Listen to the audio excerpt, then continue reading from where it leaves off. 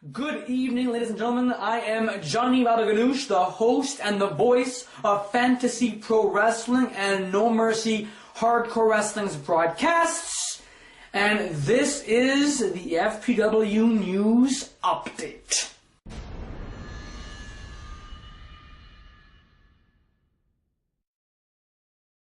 Fans, I've got some really good news. It's Thursday, December the 1st. It is the countdown to Christmas, my second favorite holiday of the year. The first one is actually my birthday. It's also the countdown to blood, sweat, and tears. What we've just witnessed tonight was just a very bare minimum of what's expected at Blood, Sweat, and Tears. We just saw four amazing athletes compete in a four-corner massacre. It was a very tremendous match. Surprisingly, Brandon Wolf was the first person eliminated. I did not see that one coming at all. Kenan Jackson Jr., amazes the shit out of me because he debuted back in February. I don't know what other promotions he has been in. I know that he's a very tough athlete because I have seen him wrestle and compete here in Fantasy Pro Wrestling. He was the second individual to win the Gauntlet for the Gold, but the first person to win it back-to-back. He did a very good job out there tonight. Must say, I'm amazed. He got Brandon Wolf and Christina one by one. Alright, that's a total of 20 points. I have to make sure that the point system is up to date. We have our staff working on it. And at some point in the next week or so, we'll find out, did Kenan Jackson Jr. go over Christina's point system? And if so, Christina may be out of the match, and it might end up being a one-on-one clash. But as far as I know, Jackson Jr. has had a lot of points this year. He's already the Gauntlet for the Gold winner. Maybe the championship committee could stretch things out a little bit and allow Christina to compete. After all, Christina has been one of the most inspirational female wrestlers of the year, and she's only been here for 4 months? That says a lot about somebody. Okay, now let's get down to some more brass tacks here for Blood, Sweat, and Tears. As mentioned before tonight, it will be the brother versus brother match between the K. Wyatt and Vicious Jeremy, two brothers who have been fighting literally all their life. Those two brothers could possibly steal the show at Blood, Sweat, and Tears and steal it in a way that I don't think that they can even top the dream match, the ultimate dream match between Sting and The Undertaker. Honestly, though, the K. Wyatt and Vicious Jeremy have known each other for all their lives, they're brothers. So what's going to happen at Blood, Sweat, and Tears is that no pinfalls will ever occur. This match will determine if once the referee can hear one of those two men say, "I quit." How do we expect either one of them to say, "I quit," when this is a video game? In a video game, you never hear anyone say, "I quit." The only way to make this official is by forcing your opponent to submit. A knockout will just incapacitate the individual, and the match doesn't really end by an "I quit."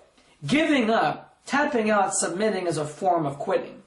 Therefore, ladies and gentlemen, in the "I quit" match, it'll be more of a submission match, but it's built as an "I quit" match. No rope breaks at all, no time limit, no disqualification, no countouts. These guys are going to probably wrestle anywhere and everywhere in the building, so maybe the championship committee can allow an "I quit" situation occur anywhere around the ring, which means it's going to be now known as a hardcore match. That completely defies countouts, disqualifications, or even a rope break. I think we're going to have a lot of fun with that match. I honestly think that brother versus brother feud is going to be amazing. Now, ladies and gentlemen, for the injury report. Injury report! Injury report! Twiggy and Junior have been released from the hospital. They are back on their feet, and they are going to be a solid tag team unit for 2017. Word has it already that they're going to be top contenders for the FPW Tornado Tag Team Championships. Do you know who else will be top contenders? Why, the Black Wrestling League, of course. Pumpkin Escobar and Blacketeer. Do you know how I know all that? Go on YouTube, go on the Video Game Wrestling Network page on Facebook, and please check out the ghastly performance from the Supreme Team, Sabine Nabarda and King Cairo. That match was by far the worst tag team match I have ever seen this year. You know, we all expected far, far better work from both King Cairo and Sabine Nabarda, which, by the way, they've won the T-Tag Team Championships for, like several years ago, and they were pretty dominating. They have formed an alliance for the past 16 years in this great, great company, and seeing a 5-minute match like that. So as a result, ladies and gentlemen, in the year 2017, a brand new set of tag teams to compete, and get this. We even have word the granddaddies of wrestling are going to go on one last hurrah. You heard that clear as a bell. King Matrix and Stonewall are reaching a certain age now where they don't want to wrestle anymore. Especially Stonewall, the father of Decay Wyatt and Vicious Jeremy. The man is 68. Give this guy his daily break, can we? King Matrix will soon retire from the military as Major. That's a very big deal, ladies and gentlemen. That's what's to look up after, the granddaddies of wrestling. Hence the name Granddaddies. They're not young anymore. There's also been a word for 2017 that Soup and Sandwich might actually strip themselves of the tag team titles, not their clothes. Get your mind out of the gutter, please. They may very well vacate the titles and will form a, get this, are you ready for this? A yearly long tournament will determine who will be the FPW Tornado Tag Team Champions by Blood, Sweat, and Tears 2017! That means that the tag team titles that have been defended every month or every 2 months or so by the same team for the last 3 years will be vacated and will be determined at Blood, Sweat, and Tears. That means, fans, that every single pay-per-view, excluding Catfight, we're going to see various tag teams, teams that we haven't seen for in a long while, compete and earn themselves a chance to win the FPW Tornado Tag Team Championships. We're talking about the Super Squad, the Fantastic Youngkins, Twiggy and Junior, as I mentioned, the Granddaddies of Wrestling, the Black Wrestling League, Team Japan, Team Mexico, and this goes on and on and on. How many more years does Soup and Sandwich have to retain those tag team championships? In 2013, Beach Blast, they won those belts. And I just think it's about time for a brand new tag team. Even I believe they are due to vacate those championships. I was going to say strip. I don't want to say strip 2 times on the fucking camera. But now it is about time for them to be let go. And hey, get this.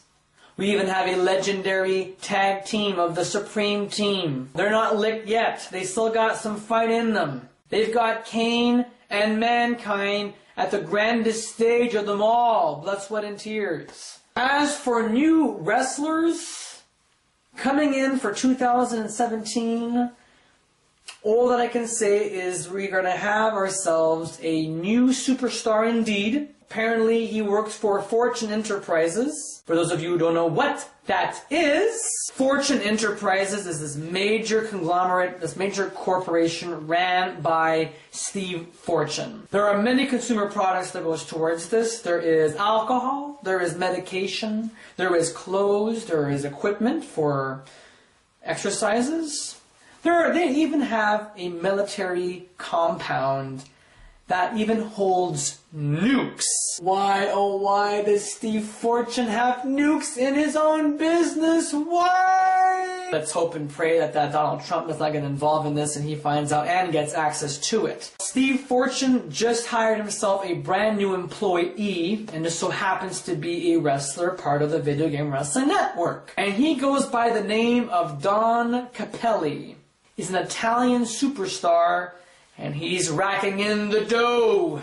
As far as I know, I'm very curious as to this Don Capelli superstar can really do for FPW. I do know that we are going to have to say farewell to the Swahili sensation, not so much of a sensation, Kibwe Suriba. Don't take this personally, Kibwe. It's just that it's not working out for us. You're not getting the credibility that you deserve. You're billed as the Swahili sensation, and you're getting fuck all. As a result, ladies and gentlemen, these things do happen here in fantasy pro wrestling.